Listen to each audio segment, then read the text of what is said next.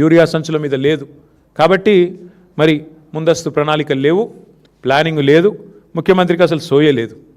Gunny బ్యాగులు దొరకవు కానీ గన్లు మాత్రం బాగా దొరుకుతున్నాయి. ఇది మీకు తెలుసు, నేను చెప్పక్కర్లేదు దానికి మించి. చివరికి టార్పాలిన్ కవర్లు కూడా ఆఖరికి ఇప్పుడు వర్షం వచ్చేసింది, దగ్గరికి వచ్చిన టైం, టార్పాలిన్ కవర్లు కూడా ఇచ్చే దిక్కు లేదు ఇవాళ ఆ కేంద్రాలలో. మళ్ళీ రైతులే తెచ్చుకోవాలి, రైతులే కాపాడుకోవాలి. ఆరుగాలం కష్టపడి పండించిన పంటను కాపాడుకోకపోతే ఇవాళ ఈ ప్రభుత్వం అయితే ఏమీ చేయదు అనేది స్పష్టంగా అందరికీ అర్థమైపోయింది. ఇక నేను అనేదల్లా ఒకటే, మీరు భూముల మీద పెట్టే శ్రద్ధ, భూదోపిడీ మీద పెట్టే శ్రద్ధ, భూహారతి ఏదైతే తెచ్చారో ఆ భూహారతి ద్వారా స్వాహా చేస్తున్న కార్యక్రమం వేం నరేందర్ రెడ్డి గారు నిన్నగాక మొన్న మా సోదరుడు మన్నే క్రిషాంక్ బయటపెట్టినాడు.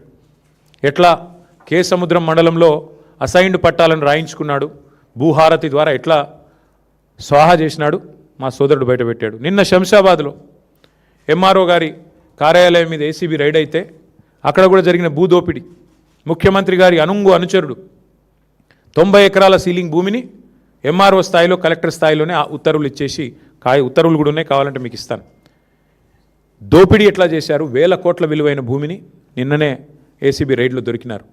వీటి మీద ముఖ్యమంత్రి గారి దగ్గర సమాధానం ఉండదు. వాటి మీద ఉన్న శ్రద్ధ, వాటి మీద ఉన్న ఆసక్తి, భూ కొనుగోళ్ళు, భూ దందాల మీద ఉన్న శ్రద్ధ భూమిని నమ్ముకున్న రైతు మీద నీకు లేదు. ఇది వాస్తవం. ఉంటే పరిస్థితి ఇట్లా ఉండదు. అందుకే నేననేది ఉత్తమ్ కుమార్ రెడ్డి గారిని, రేవంత్ రెడ్డి గారిని ఇద్దరు కలిసి తప్పుదోవ పట్టించాలని చూస్తున్నారు. వాస్తవానికి కొనుగోళ్ళు ఈరోజు వరకు రాష్ట్రంలో ఎక్కడా కూడా 30-35% దాటలేదు. చివరికి రైతులు విసిగి వేసారిపోయి ప్రైవేట్లు అమ్ముకోవాలన్నదే మీ కుట్ర, మీ ఉద్దేశం అదే స్పష్టంగా మాకు కనబడుతున్నది. మొత్తం కలిపి 1,51,00,000 మెట్రిక్ టన్నులు పండింది ఈరోజు రాష్ట్రంలో. మీరు కొన్నది ఎంత అండి ఇప్పటివరకు? లెక్కలు బయట పెట్టండి. ఎందుకు అబద్ధాలు చెప్తారు తెల్లారి లేస్తే? మేము తిరిగి చూస్తూ ఉన్నాం, మేమేం ఊరికే చెప్పట్లేదు. మేము మళ్ళీ డిమాండ్ చేస్తూ ఉన్నా. రేపు క్యాబినెట్ మీటింగ్ ఉన్నది, ముఖ్యమంత్రి గారిని నేను డిమాండ్ చేస్తూ ఉన్నా. ఈ 10 మంది రైతులే కాదు, ఈ ప్రభుత్వం వచ్చినాక 1000 మంది రైతులు చనిపోయారు ఇప్పటివరకు.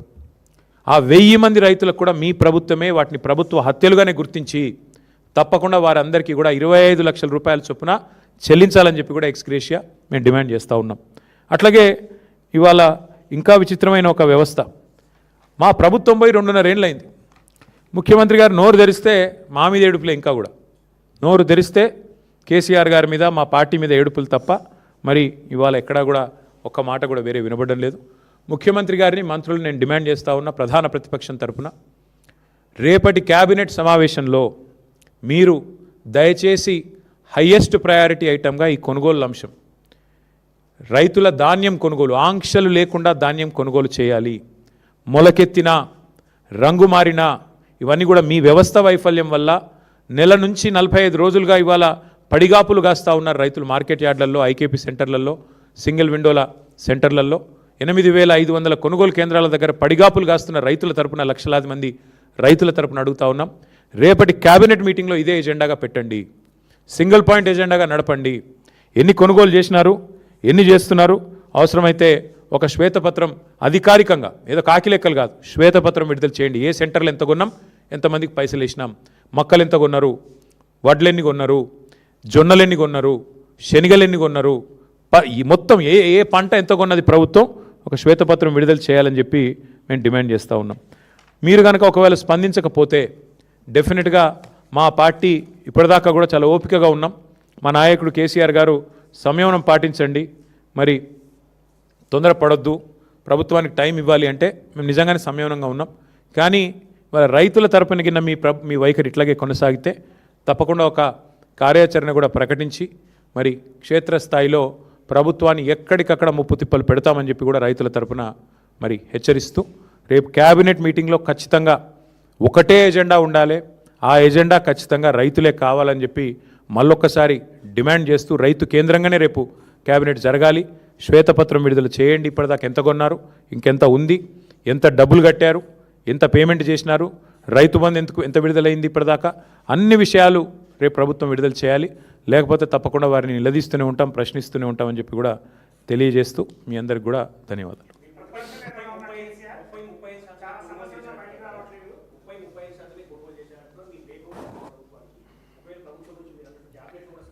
చూద్దాం, రేపు క్యాబినెట్లో ఒకవేళ స్పందన రాకపోతే మా పార్టీ ఎట్లాగో యాక్టివ్గానే ఉంది. ఫీల్డ్లో ఇప్పటికే మా నాయకులందరూ పర్యటన చేస్తూనే ఉన్నారు. మా మాజీ ఎమ్మెల్యేలు కానీ మా నియోజకవర్గాల ఇన్ఛార్జీలు కానీ జిల్లా పార్టీ అధ్యక్షులు కానీ ఎక్కడి వాళ్ళు అక్కడ ధర్నాల్లో పాల్గొంటున్నారు, ఎక్కడి వారు అక్కడ కొనుగోలు కేంద్రాలు తిరుగుతున్నారు.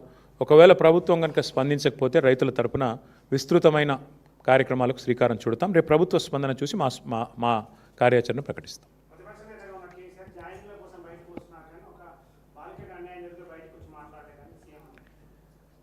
ఇవాళ ప్రభుత్వంలో ఉన్నది కాంగ్రెస్ పార్టీ, కేంద్రంలో అధికారంలో ఉన్నది భారతీయ జనతా పార్టీ.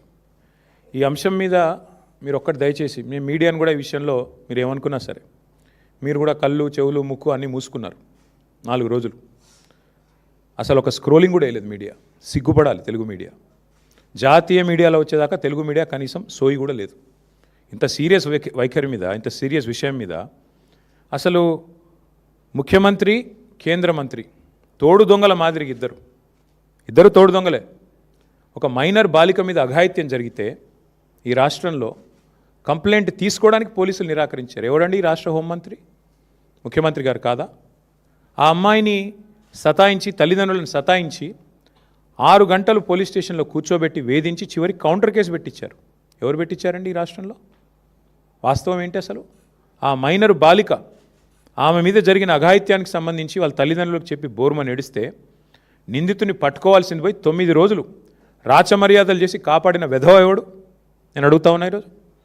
ఎవరా వెధవ? ఇద్దరిలో తెలియదా ప్రజలకి? సిగ్గుపడాలా ముఖ్యమంత్రి?